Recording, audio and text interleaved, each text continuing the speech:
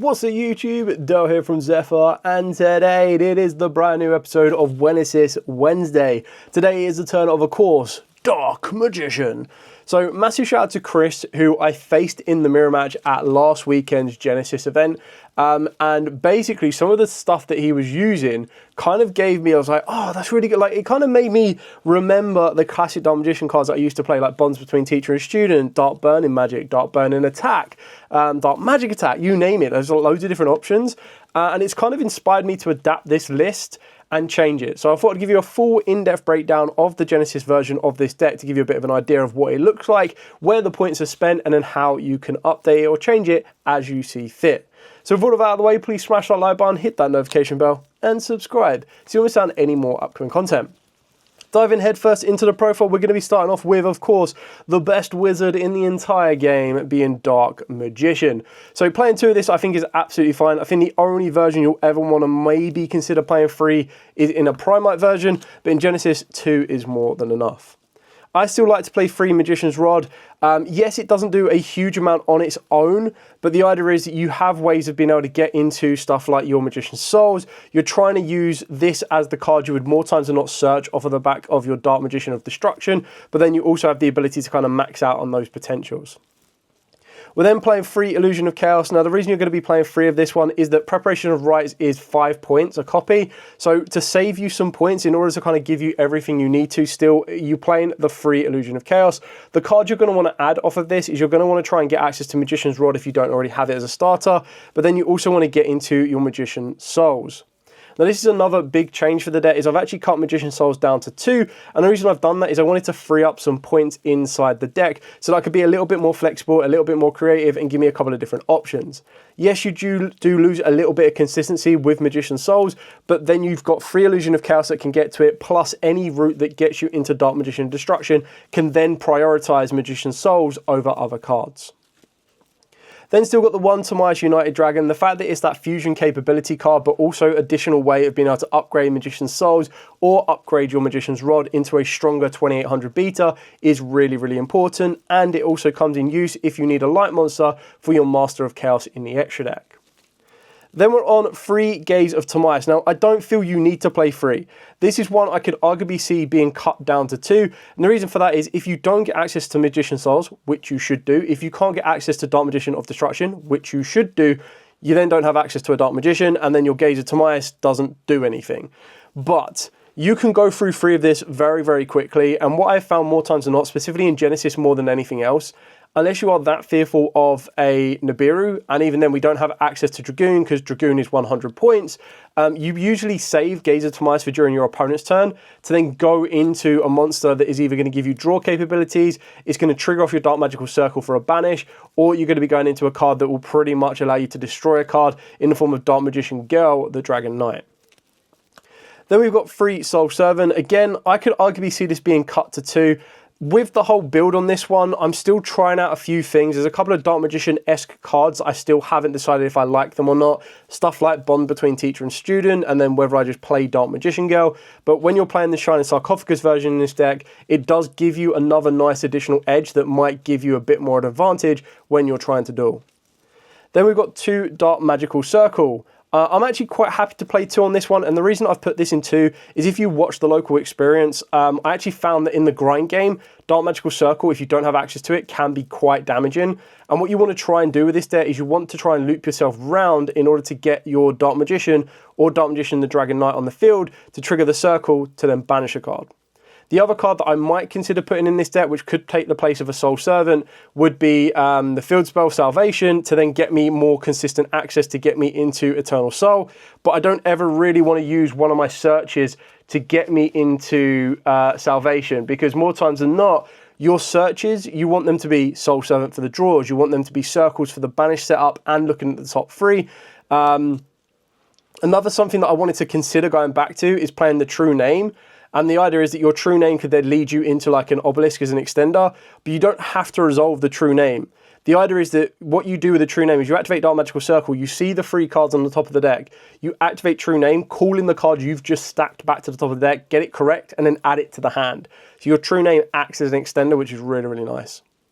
Then we've got the one Dark Magic attack. So this is massive shout out to Chris on this one. He was playing this. I don't know if he was maining it or siding it, but I was like, you know what? Why am I not playing this? Like, you can only use the effects per turn, but you destroy all spells and traps your opponent controls. It's like, it's its own searchable Harpy's Feather Duster that costs 0 points. Like, why would you not want to do it?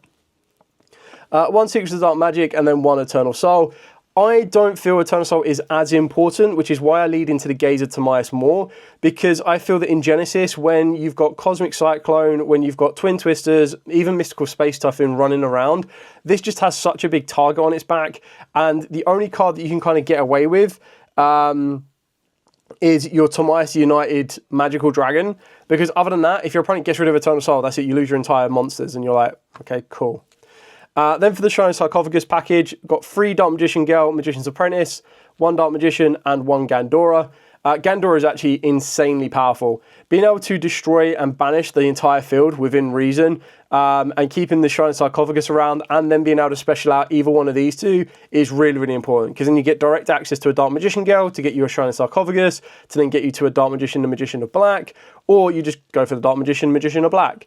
Both of these will then be able to be banished to get you into a Dark Magician of Destruction, or they're just there on the field as this, getting its attack stats with the amount of cards banished times 300, and then just either of these being able to do a little bit of additional damage as well. Then we've got 3 Shining Sarcophagus, and to increase the consistency of being able to get to these, we've got 2 Future Silence, which act as second copies of Gandora and Dark Magician, but more times than not, it's basically going to act as the 4th and 5th copy of Dark Magician Girl, Magician's Apprentice. Then for the non-engine, we've got 3 DD Crow, 2 Nibiru the Primal Being. You could play 3 if you wanted to. I specifically, again, only played 2 of it just because I wanted to use 20 points for another card in the extra deck that I've previously mentioned, but that comes down to preference.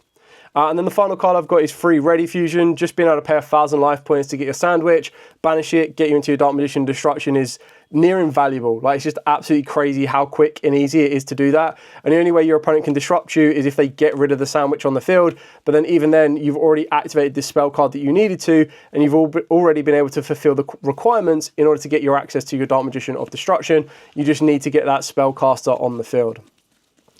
Moving swiftly into the extra deck. So for the extra deck, we've got 1 Timaeus United Magical Dragon, Dark Paladin, and the Dark Magicians. Now, the idea behind each of these is you've got your Magical Dragon, which is your spell and trap outs or disruptions.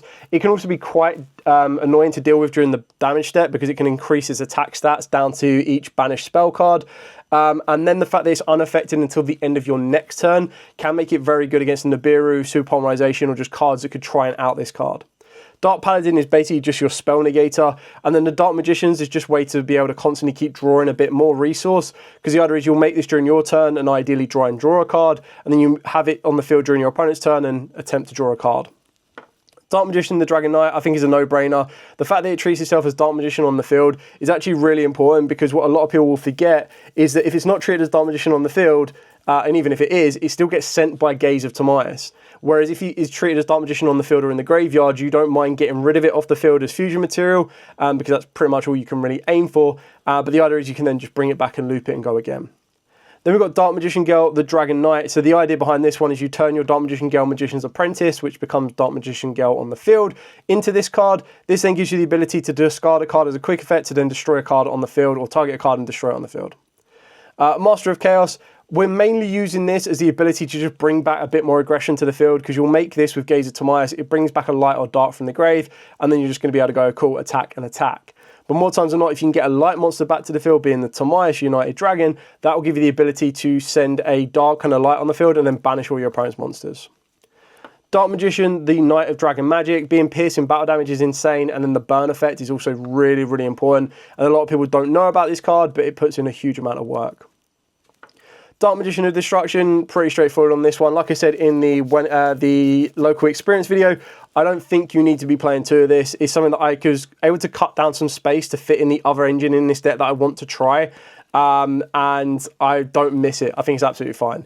The only other card that I'd be massively considered playing in this deck would be Fusion Deployment, and that would just be to get direct access to Dark Magician. And if I was doing that, I probably would play 3 Dark Magician, because you don't always want to banish them and not get access to get them back. 1 Sandwich, that's your Ready Fusion target. 3 Ultimate Slayer targets in Aggregator, Garura, and Malong. And the reason that I've only got 3 and I'm not playing the Skull Knight anymore is because I want to play the 1 F.A. Dawn Dragster at 20 points, the Magister's Torozo to help me get into the FA Dawn Dragstar, and the Chaos Angel, which is also 20 points. So the entire cost of this deck, once you include the 2 Dragon Mines that were in the side deck at 7 points apiece, works itself up to, if I get this correctly, 96 points, which is really annoying because 1 point less or 1 point more to use, and you could easily add in a Preparation of Rites if you wanted to. This is insane, just an out-and-out aggressor. Protecting all your cards from being destroyed by battle is really important. And then worst case scenario, if I've got an FA Dawn Dragstar and a Magician's Rod, I'll put them both together and get a full-powered Chaos Angel.